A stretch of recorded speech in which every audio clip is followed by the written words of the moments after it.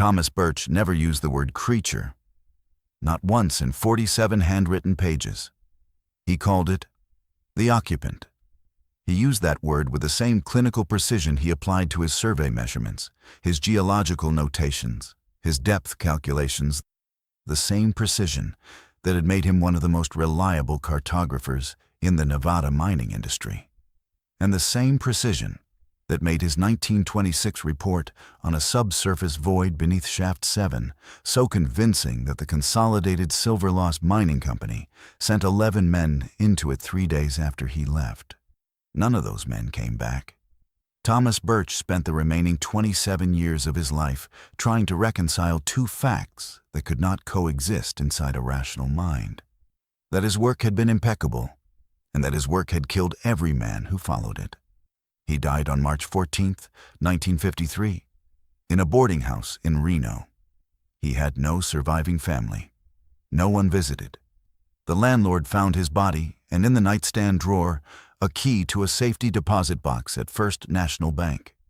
Inside the box were 4 items: a 47-page handwritten confession composed in surveyor's shorthand, a geological map annotated by the same hand, a rock specimen approximately the size of a man's closed fist, wrapped in a cloth that had yellowed with age, and a photograph of a young woman holding an infant.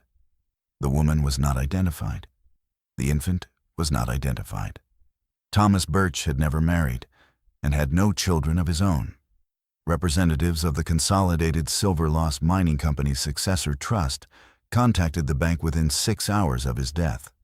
The manager was offered $50 to destroy the box's contents and report it as empty. He accepted the money. He did not destroy the contents. He placed them in an envelope, marked it Minerals Survey Correspondence MISC, and donated it to the University of Nevada's Geological Archive, where it sat uncatalogued and unopened for 66 years. There is a rock in a geology drawer at that university, catalogued as limestone sample NV-1926-07. It is not limestone. It is not from the county listed on its label. And according to 2 separate laboratory analyses conducted 54 years apart, it is alive. This is the story of the man who took it from the earth, and the story of what he took it from. Thomas Birch arrived in Tonopah, Nevada, on January 19, 1926, by rail. His confession begins not with the mine, not with the darkness, not with the thing he would spend the rest of his life refusing to name directly, but with the weather. 14 degrees at the platform. Wind from the northwest at what I estimated as 20 to 25 miles per hour. Visibility reduced by alkali dust. I thought, not for the first time, that Nevada was a place that resented being mapped. He was 31 years old, a graduate of the Colorado School of Mines, not as an engineer, but as a geological cartographer, a specialist in subsurface survey and mineral deposit mapping. He had spent the previous 4 years contracting with mining operations across Nevada and Eastern California, building a reputation for meticulous work. His surveys were known for 2 qualities: accuracy and conservatism. Where other cartographers estimated, Thomas measured. Where others projected mineral deposits based on surface indicators, Thomas descended and sampled. His reports were never exciting. They were never wrong. The Consolidated Silver-Loss Mining Company had contacted him in December 1925 with an unusual urgency. Their letter, which Thomas transcribed in his confession, requested his services for a survey of the lower extensions of our primary operation, with particular attention to a subsurface feature identified by preliminary borings at the 600-foot level. The fee offered was nearly double his standard rate. The timeline was compressed. 6 weeks of survey work beginning in late January. Thomas noted the fee. He noted the timeline. He did not, at the time, note what he would later identify as the letter's most significant detail. The phrase, a subsurface feature identified by preliminary borings. Borings meant drill samples. Drill samples meant someone had already punched into whatever was down there. The company already knew the void existed. They were not hiring Thomas to discover it. They were hiring him to map it. What Thomas did not learn until much later, and what he recorded in the confession, with the controlled fury of a man who has spent decades metabolizing a betrayal, was that he was not the first cartographer the company had hired for this work. A man named Douglas Previtt had been contracted in October 1925. Previtt was competent, experienced, and by all accounts, entirely rational. He lasted 11 days underground. His resignation letter, which Thomas eventually obtained through the correspondence that would span 23 years, cited acoustic interference inconsistent with geological models and irreconcilable instrument variance in the lower survey zones. The mining company's superintendent responded to Previtt's resignation with a single line in the operational log: surveyor unable to complete, replacement to be sourced. Thomas was the replacement. He was chosen, he would come to believe, not for his skill, though his skill was genuine, but for the specific quality that made his reports reliable: his conservatism, his refusal to speculate beyond evidence. The company needed a man who would map what was below and describe it in language that did not alarm. They needed a man who would see something anomalous and call it a subsurface feature. They needed a man who would measure the temperature of a tunnel wall and, finding it 3 degrees warmer than the geological brief predicted, write instrument variance to be recalibrated in his field notes, rather than asking why the earth was warm where it should not have been warm. Thomas Birch was that man, and he did exactly what they expected. He descended into the lower levels of the Consolidated Silver-Loss Mine on January 26, 1926, with his transit, his measuring chain, his field notebook, and 17 steel survey markers, each stamped with a sequential number. The company's geological brief described the lower shafts as thermally neutral, a standard classification indicating that ambient temperature at depth matched predictive models within acceptable variance. Thomas's first measurement, taken at the 400-foot level of shaft 6, read 3 degrees above the predicted value. He recorded it as instrument error. He adjusted his calibration. He continued descending. On second reading, and this is important because this story changes on second reading, that 3-degree variance was not an error. It was not a geological anomaly. It was not the residual heat of volcanic activity or geothermal intrusion. It was something else entirely. Thomas would not understand what it was for another 23 years. And when he did understand, it would be the thing that broke him. But on January 26, 1926, it was just a number. 3 degrees. Noted and dismissed. The way a man dismisses a pulse he doesn't know he's measuring. Thomas spent the first 2 weeks of his contract surveying shafts 4, 5, and 6. The work was routine. The geology was consistent with the company's existing maps, silver-bearing quartz veins running through Paleozoic carbonate rock, standard for the Tonopah district. He found nothing unusual. He found nothing interesting. He told himself the 3-degree thermal reading had been instrument error, and his subsequent measurements, taken with recalibrated equipment, supported this conclusion. They supported it because he was no longer measuring at depth. The upper levels were thermally neutral, exactly as predicted. The warmth, whatever it was, existed only below. On February 9th, Thomas began his descent toward the feature the company had hired him to map.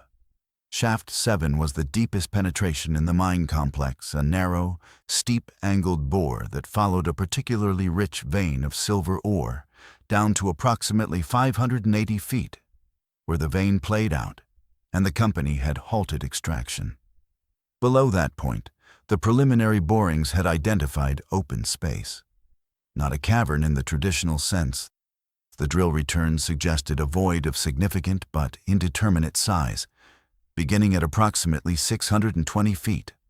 Thomas descended with 2 assistants provided by the company experienced miners named Kowalski and Dunn, who would handle the physical labor of setting markers and clearing debris. The shaft narrowed as they passed the 500-foot level. The timber shoring grew older, less maintained, The rail tracks installed for ore carts during the shaft's productive years were rusted but intact. The air changed. Thomas noted it clinically in his field book. Atmospheric shift below 520 feet. Reduced airflow. Humidity increase. Faint odor mineral, not organic. Temperature, 3 degrees above predicted. 3 degrees, again, at depth, with recalibrated instruments.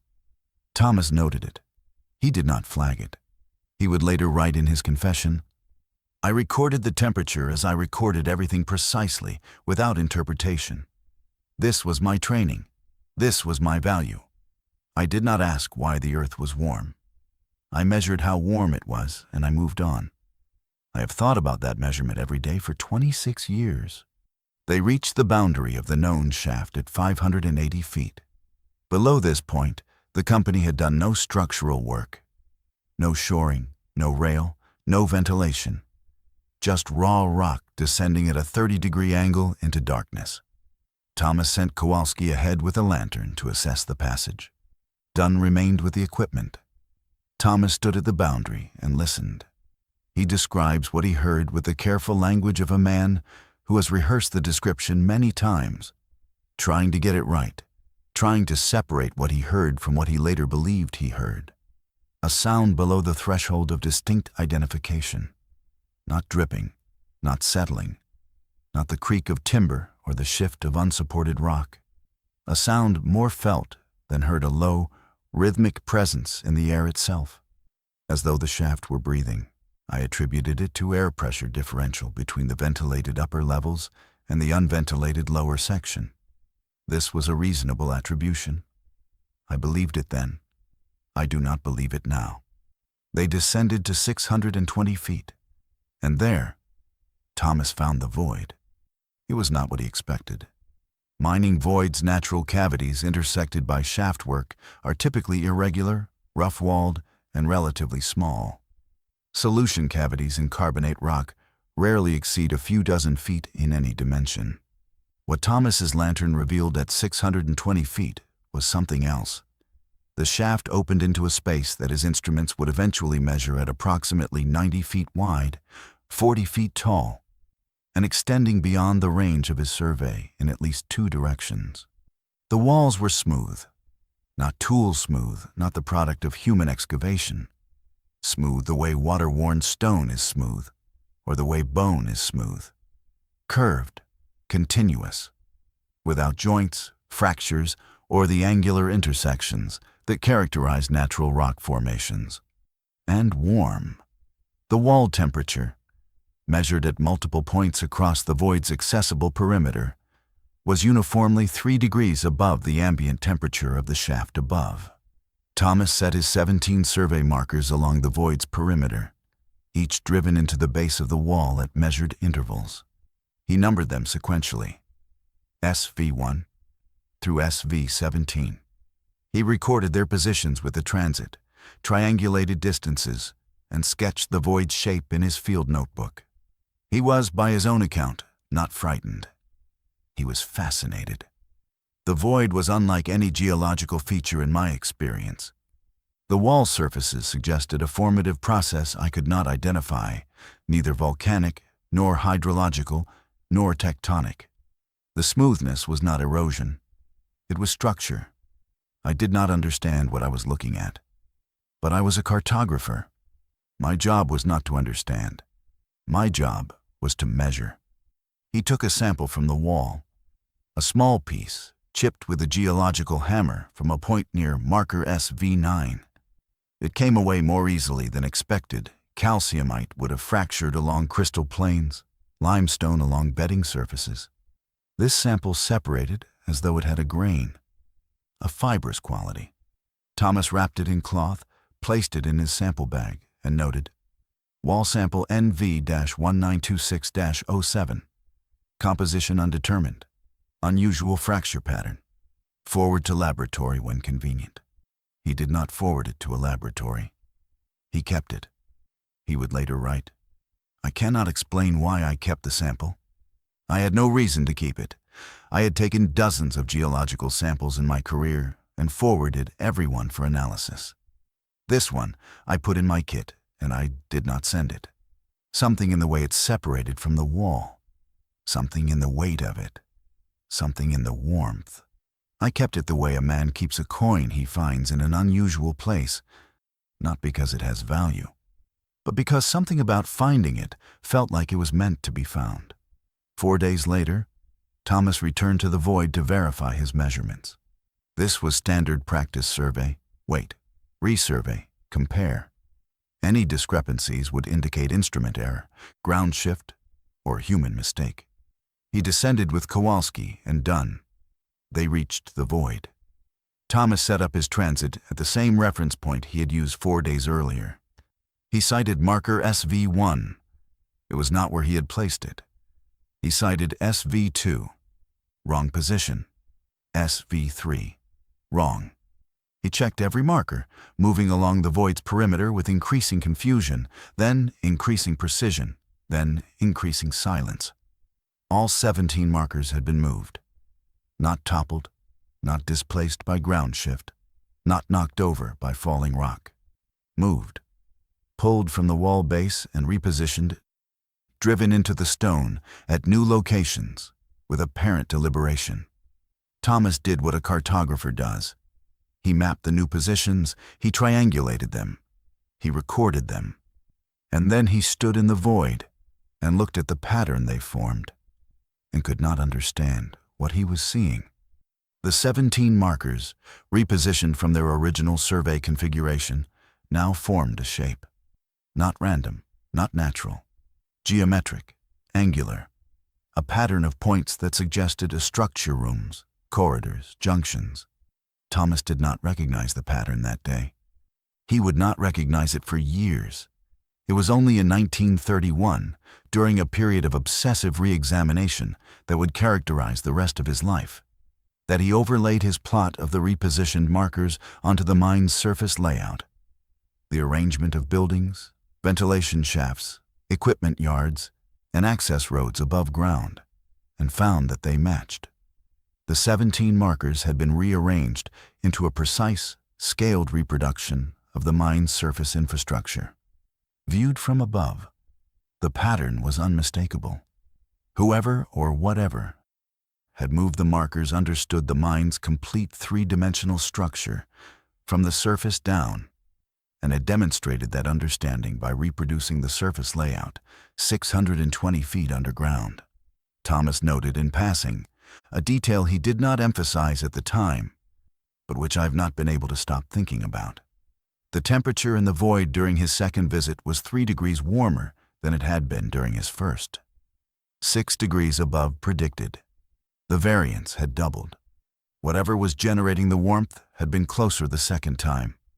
Thomas completed his survey over the following 2 weeks. He did not return to the void. He filed his report with the company superintendent on February 28, 1926, a document that described the void in precise dimensional terms, noted its unusual wall composition, and included a recommendation, underlined twice in the original, that no further excavation or personnel deployment below the 600-foot level should be undertaken until the void's geological provenance has been determined by qualified analysis. The company ignored the recommendation, not passively, actively. Thomas's confession includes a passage that carries the specific bitterness of a man who has read a document many times.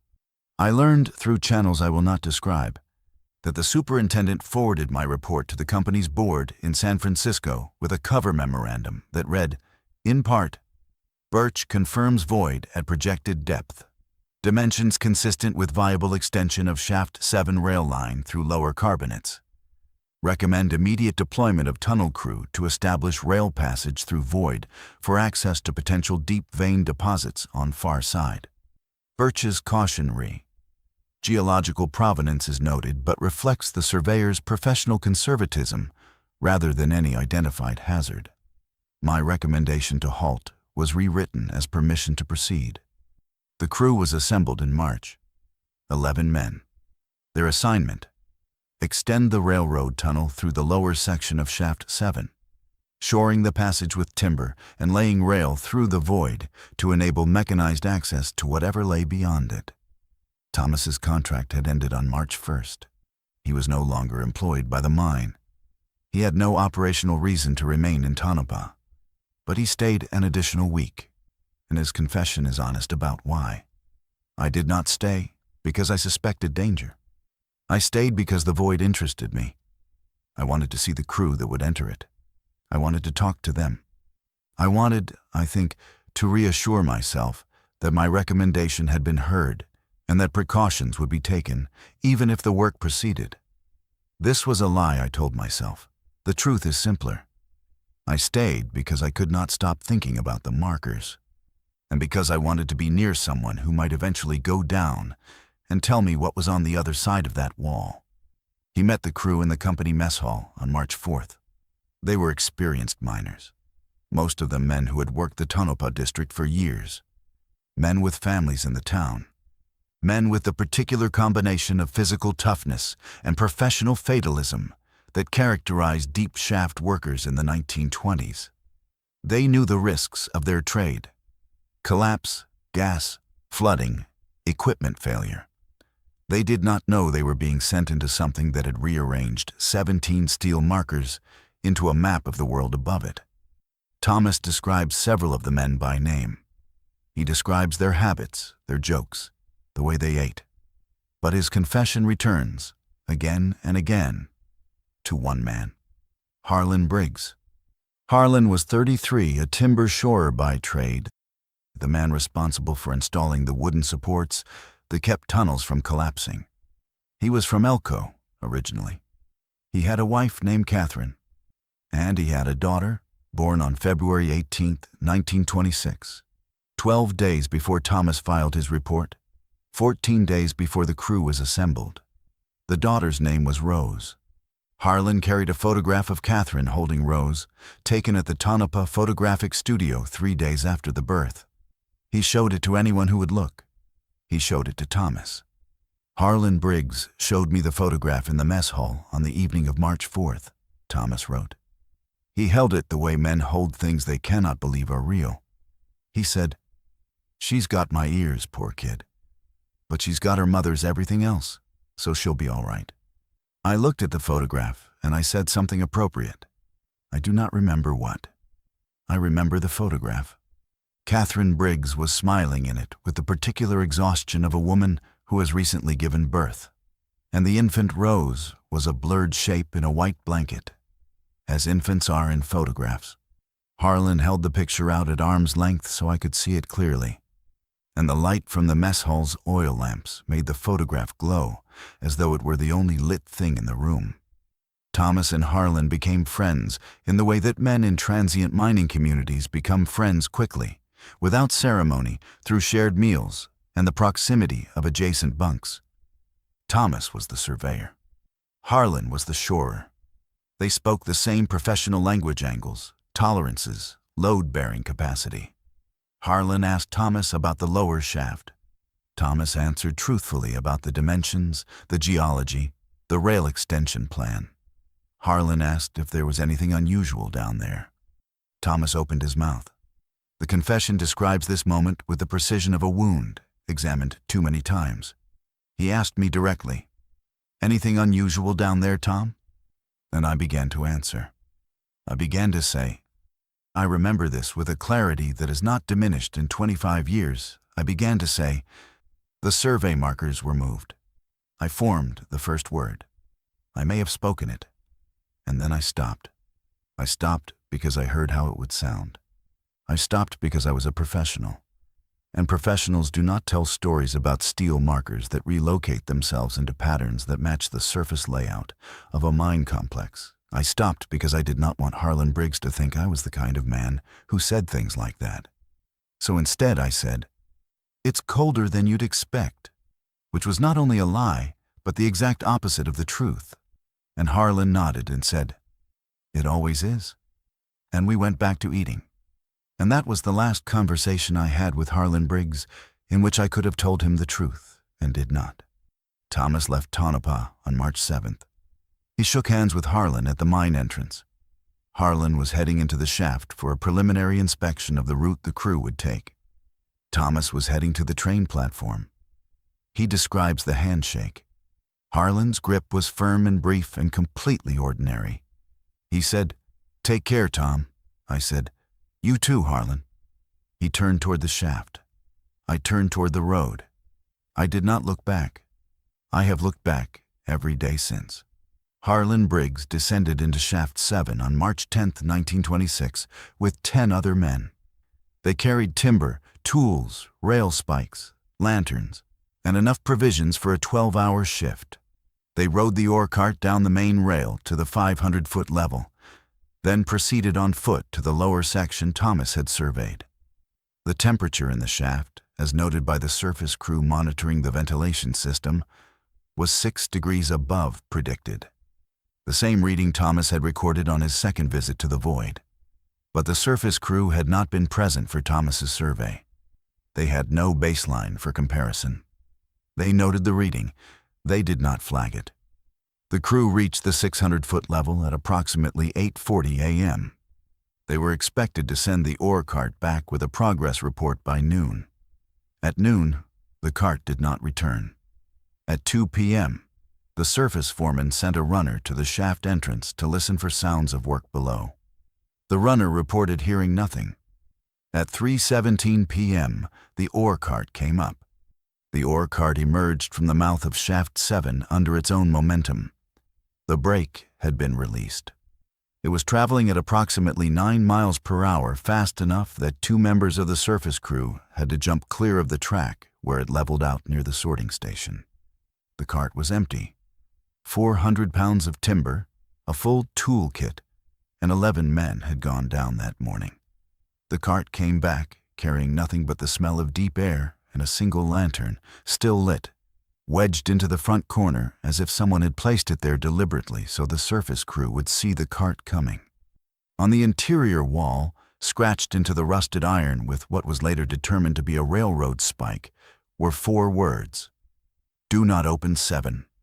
The handwriting was never matched to any member of the crew. The letters were gouged a 1/4 inch deep into the metal, struck with a force that suggested urgency bordering on violence. The surface foreman, a man named Aldrich Pell, photographed the scratches with his personal camera. That photograph was never entered into any company record. It surfaced in Pell's estate in 1971 and is currently held in a private collection in Carson City. The surface crew assembled at the shaft entrance. Pell called for volunteers to descend. No one moved. This was not cowardice. These were men who entered shafts professionally, men who understood collapse and gas and the 100 ways the earth could kill. But the cart had come up empty with a warning scratched into its wall, and the shaft below was silent, in a way that working shafts are not silent, and every man at that entrance understood, in the way that experienced miners understand things they cannot articulate, that the silence below was not the silence of absence. It was the silence of presence. Pell descended alone. He made it to the 400-foot level.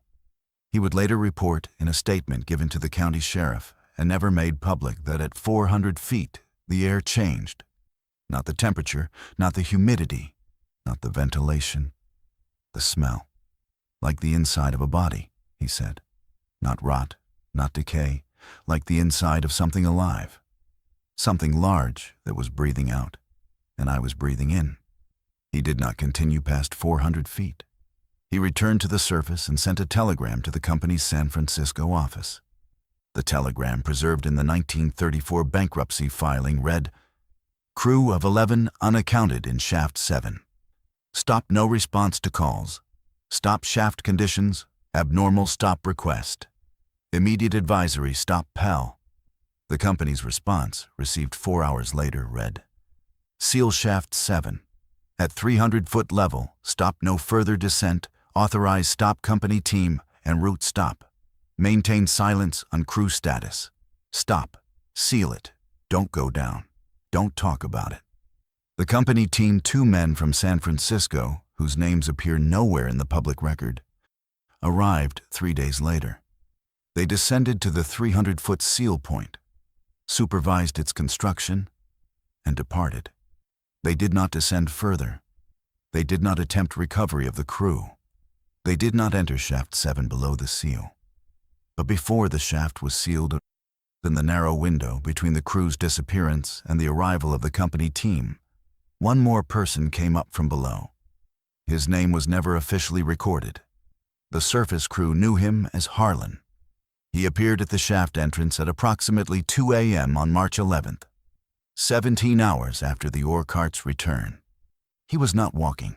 He was crawling. He had no lantern. His clothing was shredded. His hands were abraded to the bone from pulling himself along the rail tracks in the dark. He was conscious but incoherent for the first several minutes. The surface crew pulled him clear of the shaft entrance and laid him on the sorting platform. He spoke for approximately 11 minutes before losing consciousness. He did not regain it. He died shortly before dawn. The cause of death, as listed in the county records that do exist, was internal hemorrhage, origin undetermined. His body showed no external wounds consistent with a collapse or rock fall. His injuries were compressive, as though he had been gripped around the torso by something with enough force to fracture ribs and rupture organs, and then released. Released. Not dropped, not thrown. Released. The distinction mattered to the company physician who examined him. And it matters now. What Harlan Briggs said in those 11 minutes was recorded by Aldrich Pell in the same notebook that contained the photograph of the ore cart. Pell's record is fragmentary. He was writing by lantern light, listening to a dying man, and his handwriting reflects his state of mind.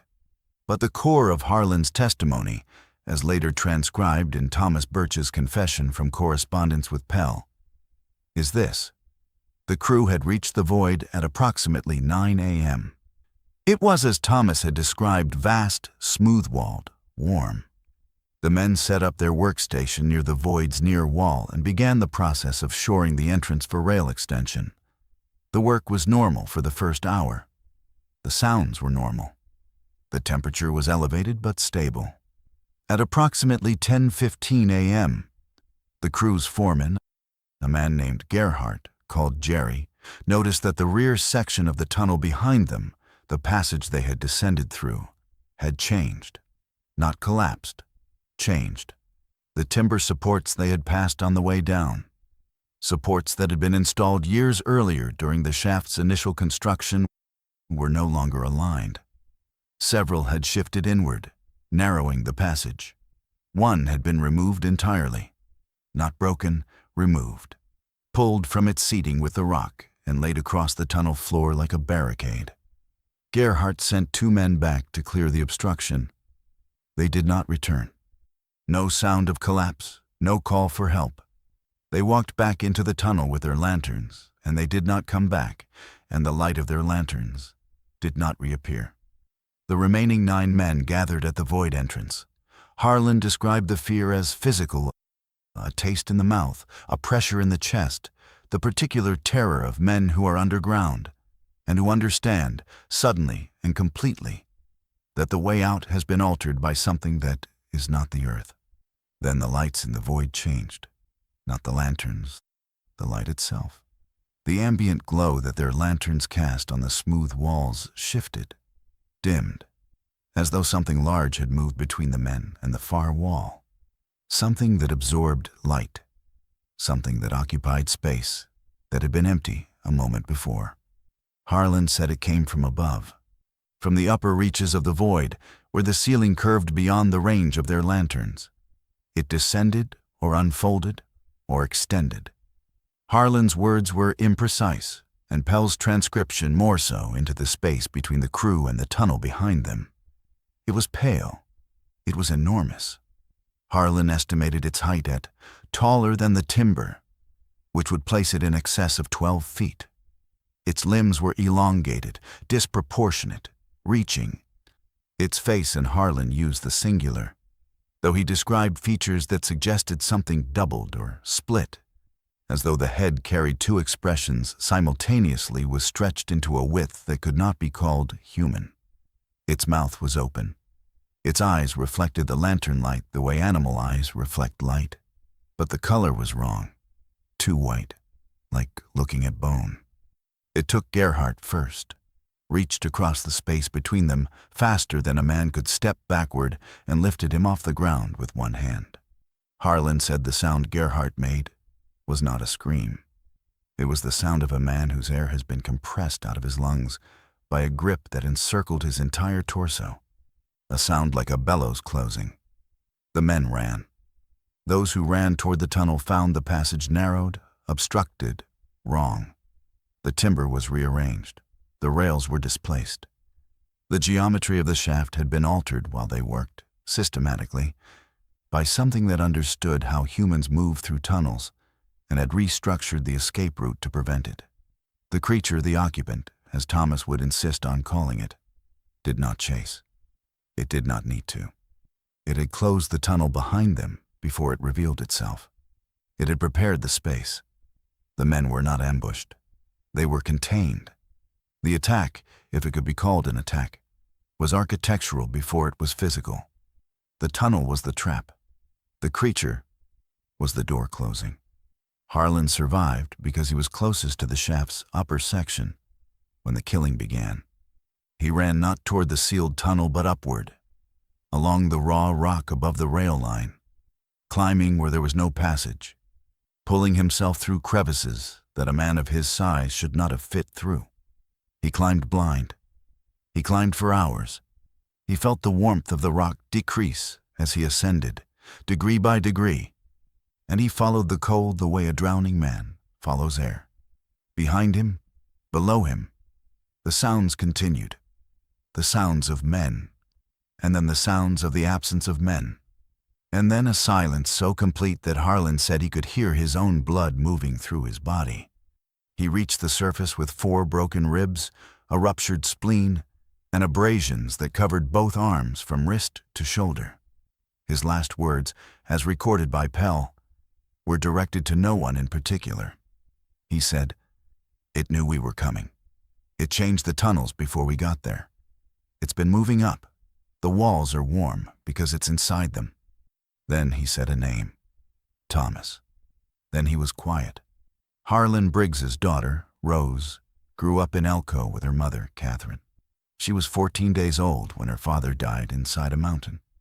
The photograph he had carried Catherine, holding Rose in the white blanket, was not on his body. It was not recovered from the shaft. It was found 27 years later in a safety deposit box in Reno, beside a 47-page confession, a geological map, and a rock that would not stop being warm. Thomas Birch had kept it. The one thing he had of Harlan Briggs, he had kept. And he had never told Catherine Briggs why he had it. He had never spoken to her at all. The Consolidated Silver-Loss Mining Company sealed Shaft 7 on March 14, 1926.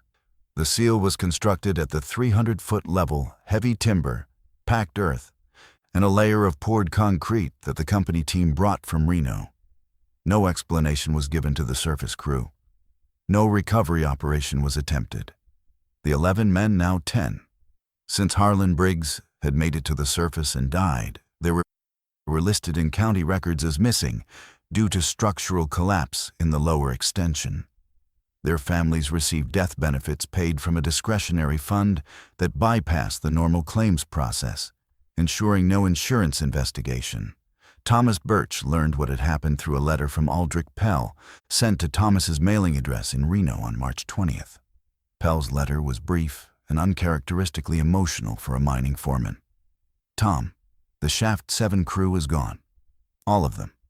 Briggs made it out but died on the platform. The company sealed the shaft. I don't believe the collapse story, and neither does anyone here, but no one will say so. I need to tell someone what Briggs said before he died. I cannot tell anyone here. Can I write to you?" Thomas said yes.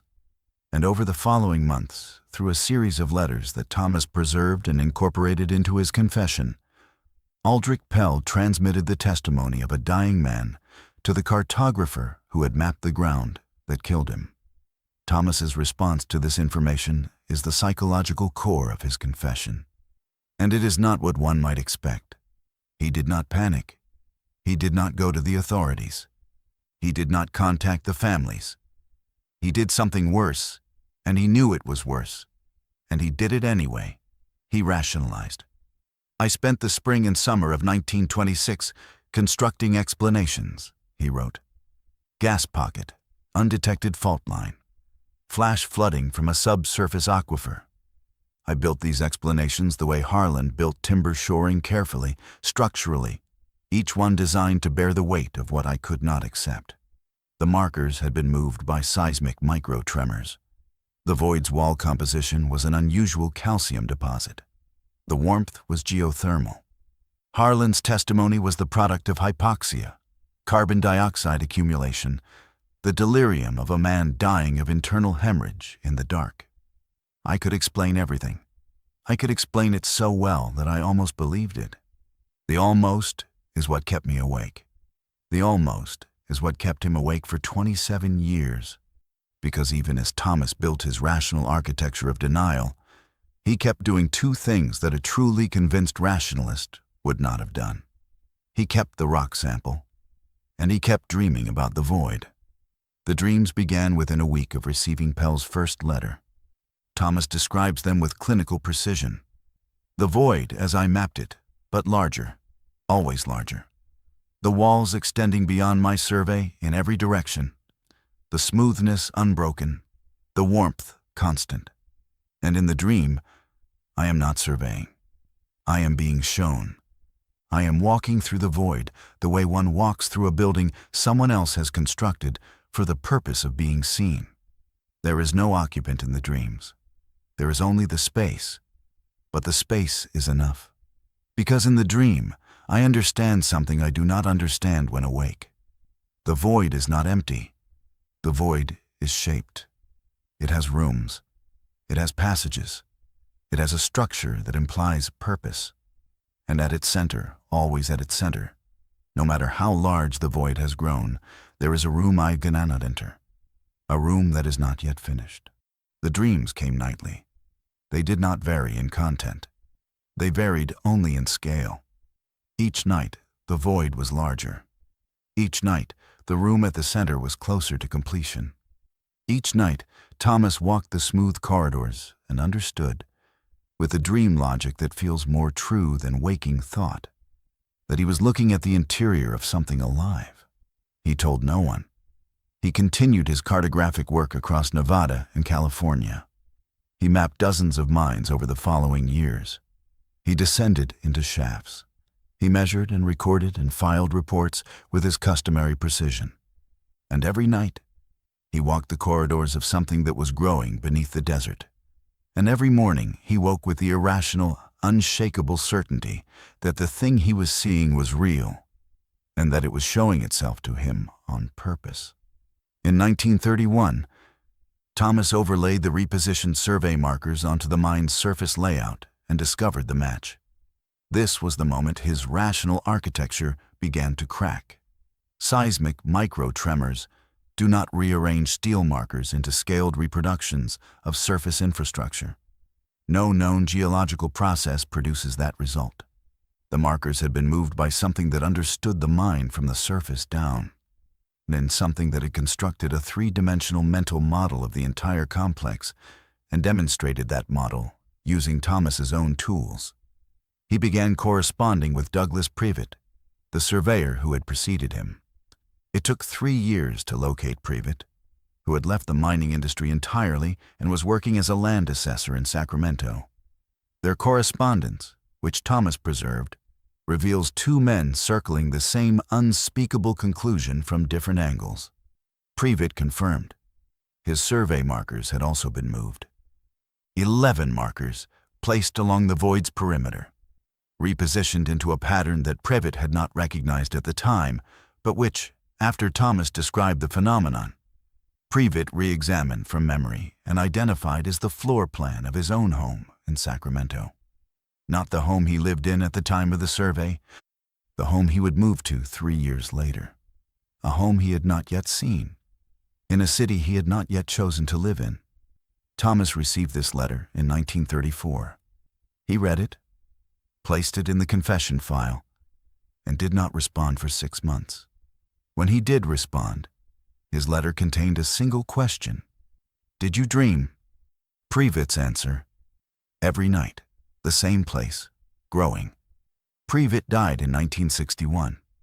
The cause of death on his certificate was suicide. His estate records included the correspondence with Thomas, but no personal journal, no confession, no map. Whatever Previtt saw in his dreams, he chose to take with him. Thomas did not follow Previtt's path. Instead, in 1949, 23 years after the Shaft 7 incident, he did something he could not explain to himself, let alone to anyone else. He took the rock sample to a geologist at the University of Nevada. The geologist's name was Dr. Alan Hargrove. Thomas presented the sample as a curiosity, a wall specimen from an abandoned mine, composition undetermined. Hargrove examined it visually, tested its hardness, and performed a basic chemical analysis. His report, which Thomas transcribed in the confession, began with standard mineralogical language and then deviated. Sample exhibits calcium phosphate matrix, consistent with biological skelite material rather than geological calcium carbonate. Microstructure shows lamellar organization typical of cortical bone. Sample is nodite mineral calcium. Sample is skeletal. Age of biological material: indeterminate, but structural integrity suggests formation rather than fossilization. This is nodite, a fossil. This is recent biological calcium in active structural configuration. Thomas asked Hargrove what that meant in plain language. Hargrove said, "It means this isn't a rock, it's a bone. And based on the cellular structure, I'd say it's still growing." Thomas took the sample back. He thanked Hargrove. He left the university. He sat in his car in the parking lot for what he estimated was 45 minutes. Then he drove to Tonopah. He had not been back since 1926. The mine was closed. Consolidated Silver-Loss had gone bankrupt in 1934, and the property had passed through several holding companies before being abandoned entirely. The surface structures were derelict. The shaft entrances were sealed with timber and earth, most of them collapsed. But Shaft 7's seal was different. It was the concrete seal, installed by the company team in 1926. It was intact, and when Thomas placed his hand on it, it was warm, 3 degrees above ambient, after 23 years, in the cool of a desert night. The concrete was warm the way living skin is warm. He had brought the rock sample with him. He could not explain why. The confession addresses this directly. I drove 300 miles to return a piece of bone to the wall I had taken it from. I cannot describe my reasoning because there was no reasoning. There was a compulsion that I recognized as irrational and followed anyway. The way a man follows a road he has traveled in a dream. I placed the sample at the base of the concrete seal. I stepped back. I waited. I do not know what I was waiting for. He waited for approximately 20 minutes. Nothing happened. The desert was silent. The mine was dead.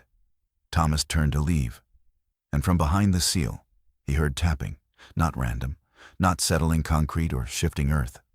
Rhythmic, deliberate.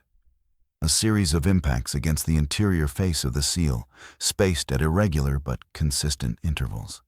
Thomas stopped. He counted the taps. He counted the pauses between them. And his body understood before his mind did, because his hands began to shake before he had consciously recognized the pattern. The tapping reproduced the sequence in which he had placed his 17 survey markers in 1926. Tap, pause, tap, tap longer. Pause, tap, the specific rhythm of his methodology, the order in which he had driven each marker into the wall, the cadence of his hammer strikes, the intervals between placements, his sequence, his methodology, reproduced from memory. After 23 years, it had recognized him. Not humans in general, not the sound of footsteps or the vibration of a car engine. It had recognized Thomas Birch specifically, and it had responded with the one piece of information that only Thomas would understand. the precise sequence of his own work. Thomas did not move. The tapping continued. 3 full repetitions of his survey sequence. Then silence. Then, and Thomas describes this as the moment he understood that he would never be a rationalist again. A new pattern, different. Not his sequence. Not any sequence he recognized. A series of taps that was slower, more deliberate, spaced with a regularity that suggested communication rather than repetition. Thomas spoke. He did not plan to speak. He simply opened his mouth and said the name that had been sitting in his throat for 23 years. Harlan. The tapping stopped. Silence. Absolute. Thomas counted 30 seconds. A minute. He was about to step back when the tapping resumed, but different. Not his survey sequence, not the unknown pattern. Something else. Something that, the confession records, sounded less like a sequence and more like a response. Less like repetition and more like an answer. I cannot say with certainty that the pattern changed because I spoke Harlan's name. I can say that it changed immediately after. And I can say that the new pattern continued for approximately 90 seconds and then stopped and did not resume. And the silence that followed was the most complete silence I have ever experienced, more complete than the silence of deep shafts, more complete than the silence of desert nights, the silence of something that has heard what it wanted to hear and has no further need to make sound. Thomas ran. He drove back to Reno without stopping. He did not sleep that night. He sat at the desk in his boarding house room and began writing the confession that would take him 2 years to complete and that would sit in a safety deposit box for decades after his death. The confession's final section is its most difficult. Thomas's handwriting, previously uniform and precise, becomes irregular. The surveyor's shorthand gives way to longhand. Sentences fragment. The clinical distance that characterized the first 40 pages dissolves, and what remains is a man writing against time, trying to render something that language was not built for. The dreams had not stopped. In 23 years, the dreams had not stopped. But after the visit to the sealed shaft, they changed. Before 1949, the dreams showed Thomas the void growing, always growing, but recognizable as the space he had surveyed. The smooth walls, the branching corridors, the room at the center. After 1949, the scale shifted. The void in his dreams was no longer a cavity beneath a mine. It was a network, a system of passages extending in every direction from the original void, branching and reconnecting in patterns that Thomas, even in the dream, recognized as geometric, territorial, the pattern of a living thing organizing its space. He began mapping the dream. This was, perhaps, the most Thomas Birch thing he could have done confronted with nightly visions of an impossible subterranean architecture. He did not seek medical help or spiritual counsel. He got out his drafting tools and he mapped it. The dream map, drawn over a period of months in 1950 and 1951, shows the void as Thomas experienced it nightly. It extends beneath the entirety of the county. Its passages follow no geological logic. They do not trace fault lines, water tables, or mineral veins. They branch in fractal patterns that Thomas, in a marginal note, described as consistent with circulatory structure, arterial branching, and capillary distribution, as though the passages are not tunnels, but vessels. At the center of the network, occupying a space Thomas estimated at roughly 40,000 cubic feet, was the room. It appears on the dream map as a single large chamber, smooth-walled like the original void, but spherical rather than elongated. Thomas's annotations around it are sparse. Most are technical dimensions, estimated depth, spatial relationship to the surface features above. But one annotation, written in handwriting that his landlord later confirmed, had become tremulous in Thomas's final years, reads, "It is not a void. It is a room. And I believe, God help me, it is a room that something built to live in. And I believe the room is finished. And I believe it is now building a door." The dream map includes one additional feature that Thomas marked but did not annotate: a single passage extending from the room toward the northeast, narrower than the others, straighter, more deliberate. It terminates at a point Thomas marked with a small X but no label. The passage's trajectory, when overlaid on a surface map of Nye County, points toward the eastern edge of the county, toward the headwaters of the regional aquifer system that supplies water to 3 counties and approximately 40,000 people. Thomas completed the confession in late 1951. He placed it in the safety deposit box with the map, the rock sample, and the photograph of Catherine and Rose Briggs. He did not include an instruction for the box's disposition. He did not leave a will. He simply placed the items in the box and closed it. The way a man closes a cabinet he does not expect to open again. He lived for 2 more years. His landlord described him as quiet, polite, and increasingly absent, a man who was present in his room but not, in any meaningful sense, present in the world. He ate. He paid his rent. He did not work. He did not correspond. He sat at his desk and looked at the wall, and sometimes he placed his hand flat on the surface of the desk, as though measuring its temperature. He died on March 14, 1953, 27 years to the day after the Consolidated Silver-Loss Mining Company sealed Shaft 7. The coroner listed the cause as cardiac arrest. There was no autopsy. There was no investigation. He was a 68-year-old man who died alone in a boarding house. These things happened.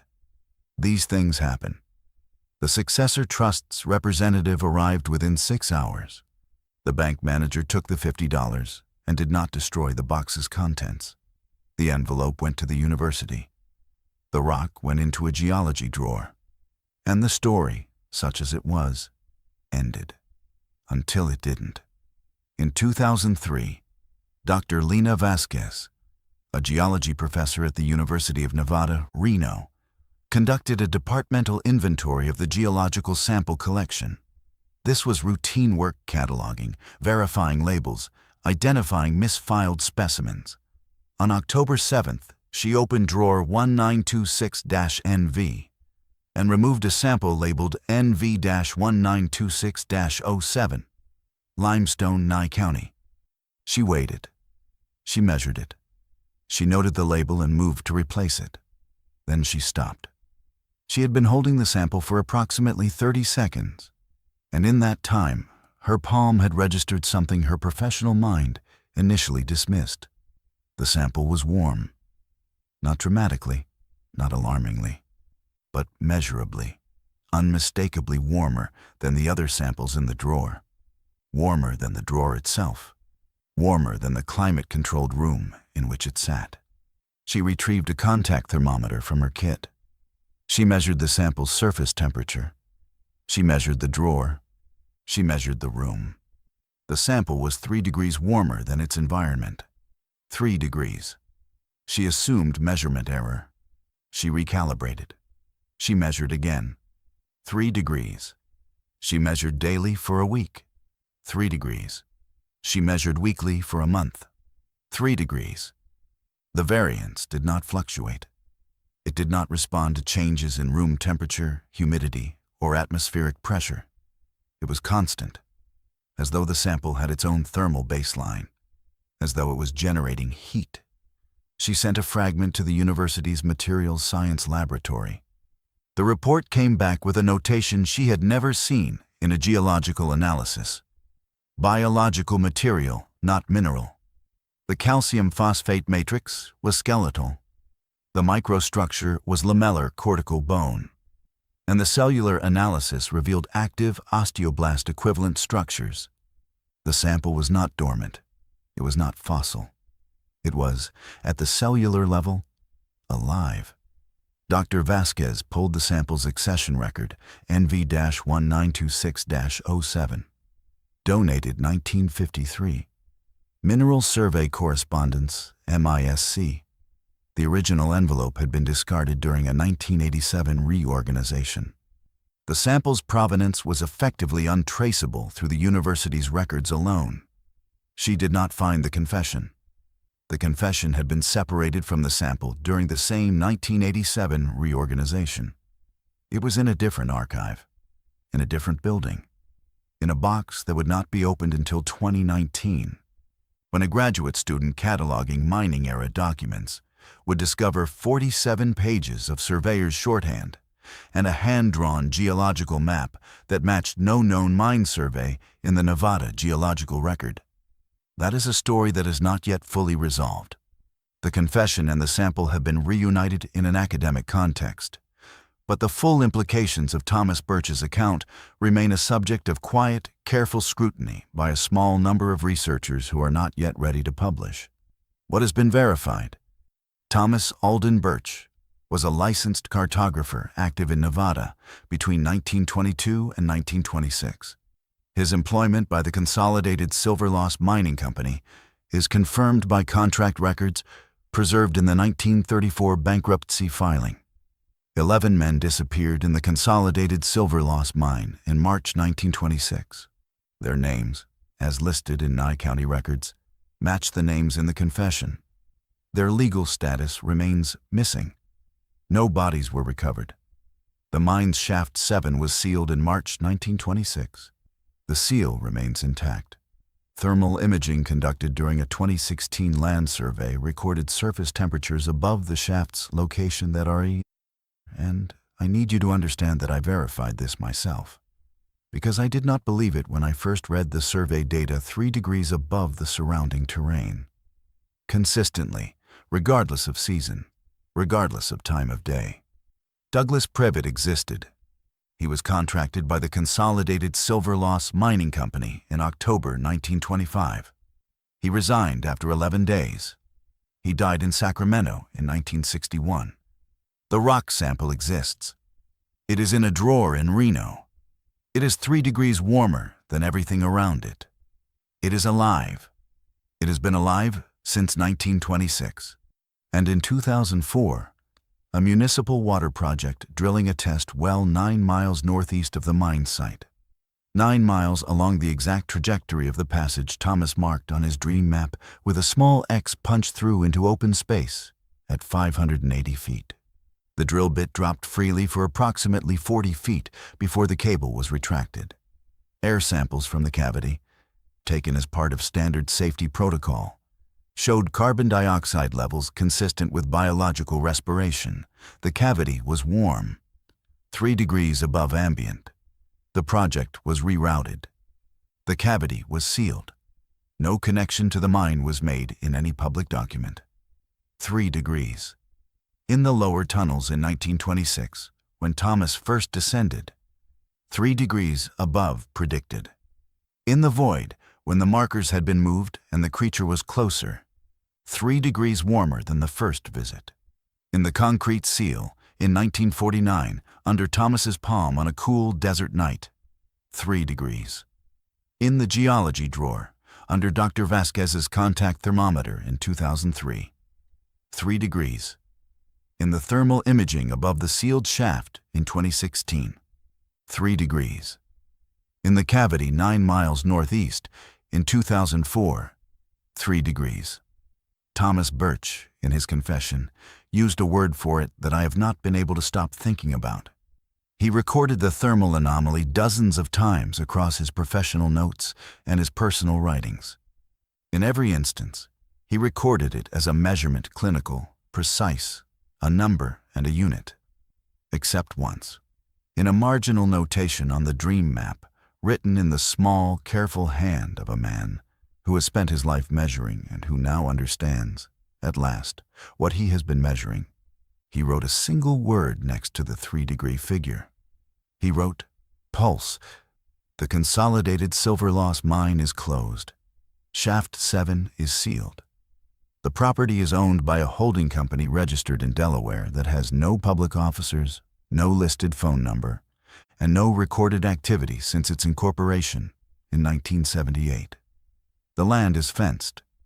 The fence is maintained. By whom and at whose expense is not part of the public record. 11 men are still missing. Nye County has never updated their status. No death certificates have been issued. In the legal architecture of the state of Nevada, those men are still underground, still unaccounted for, still waiting to be found. Their families received death benefits in 1926. Their names appear on no memorial.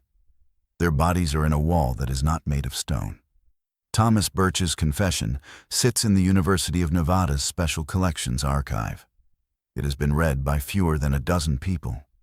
His dream map hangs in a researcher's office, pinned to a corkboard beside modern geological surveys of Nye County. The correlation between Thomas's dream cartography and the actual subsurface topology as measured by 21st century instruments is, according to the researcher who performed the overlay, inexplicable by any methodology I'm prepared to endorse in a peer-reviewed context. Off the record, she used a different word. She said it was perfect. The rock sits in its drawer, 3 degrees warm, growing at a rate that will not be visible in any human lifetime, but that is, at the cellular level, relentless. It has been separated from its source for 100 years. It has not stopped. It will not stop. It is the smallest fragment of something that extends beneath the desert for miles in every direction. Something that breathes, something that builds, something that remembers the men who enter its space and the sequences of their work, and the names they speak at its boundary in the dark. The 2004 drill site is 9 miles closer to the aquifer than the mine. The passage on Thomas's dream map continues beyond the X. It continues northeast. It continues toward water. Whether it has arrived, no one has checked. No one has been authorized to check. The thermal imaging data from the 2016 land survey is classified under a designation that the surveyor who conducted it had never encountered before and has not encountered since. I do not know what is building a room beneath the Nevada desert. I do not know what the door is, or where it opens, or when it will be finished. I know that the warmth has not changed. I know that the growth has not stopped. I know that Thomas Birch spent 27 years dreaming of corridors that turned out to be real, and that he died on the anniversary of the day the shaft was sealed, and that the word he chose for the warmth, the only word he ever applied to it that was not a measurement, was the word we use for the rhythm that tells us something is alive. 3 degrees. Constant. Everywhere it has been measured. For 100 years. A pulse. And the thing about a pulse is that it doesn't tell you what something is. It only tells you that it hasn't stopped. The photograph of Catherine and Rose Briggs remains in the university's special collections, stored alongside the confession. Rose Briggs married in 1947 and had 3 children. She died in 2008 in Elko, Nevada, at the age of 82. In an interview conducted in 2005 by a local historical society 3 years before her death, and 1 year after a municipal water drill 9 miles from her father's grave punched into warm, breathing darkness, she was asked if she had any memories of her father. She said, "I never knew him, but my mother said he was the kind of man who would walk into the dark to make sure the timber was sound. That's what she told me. He walked into the dark so other people wouldn't have to." She paused. She also told me something strange once, when I was older. She said a man came to our house in Elko in 1949. She didn't know him. He stood on the porch and he looked like he wanted to say something, and then he didn't say it. He left an envelope with money in it. No note, no name. She never found out who he was. Thomas Birch's banking records, preserved in the confession file, show a cash withdrawal of $200 on October 3rd, 1949. 6 days after his visit to the sealed shaft. 6 days after the tapping. 6 days after he said Harlan's name into the dark, and something answered. He could not give Harlan's daughter the truth, so he gave her what he could. And then he drove back to Reno, and he sat at his desk, and he began writing the first page of a confession that would take him 2 years to finish and 66 years to be read. The first sentence of the confession is not about the mine. It is not about the void. It is not about the occupant. The first sentence reads, "My name is Thomas Alden Birch, And I am writing this because a man named Harlan Briggs trusted me, and I did not warn him, and he is dead. And the thing that killed him remembers both of us.